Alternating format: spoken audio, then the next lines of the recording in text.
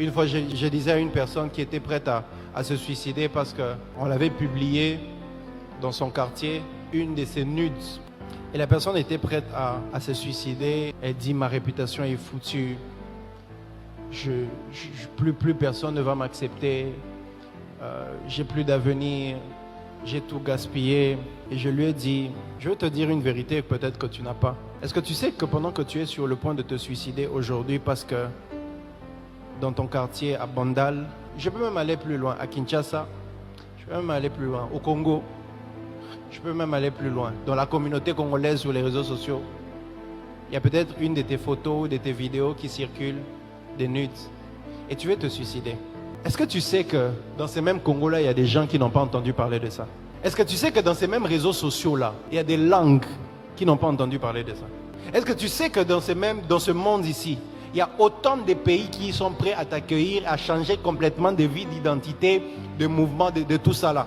Est-ce que tu sais que les 100 000, 2000 personnes qui ont entendu parler de tes nudes, est-ce que tu sais qu'il y a encore plus de 7 milliards d'êtres sur Terre qui n'ont pas entendu parler de ça? Tu veux arrêter le ministère parce que dans ton église, tu avais donné une prophétie, ça ne s'était pas accompli? Ou encore tu as essayé de faire un miracle et puis ce n'est pas passé? Ou encore qu'on t'a suspendu dans votre communauté? Est-ce que tu sais qu'il existe encore 7 milliards d'êtres humains que tu peux impacter et visiter? Pendant que tu es sur le point de tout arrêter, de te pendre, de mettre fin à ta vie parce qu'une relation amoureuse est finie simplement, est-ce que tu sais qu'il y a encore des hommes plus riches, plus beaux, plus charismatiques, plus puissants qui sont prêts à t'accueillir?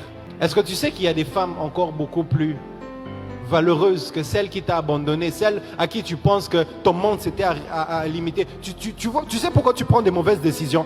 Maman Faïta, la plupart des fois, on prend des mauvaises décisions parce que notre vision de la vie simplement est très réduite. Dans un petit champ. Oh non, on m'aime pas.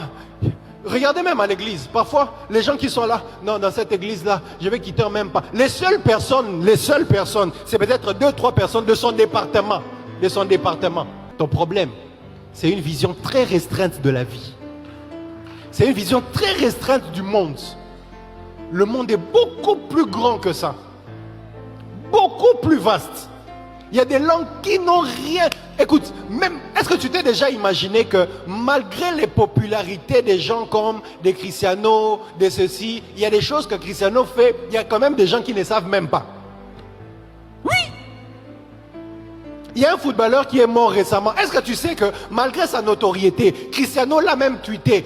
Tout le monde a parlé de lui. Les clubs sportifs ont parlé de lui. Ici, là, seulement dans la salle, ici, demande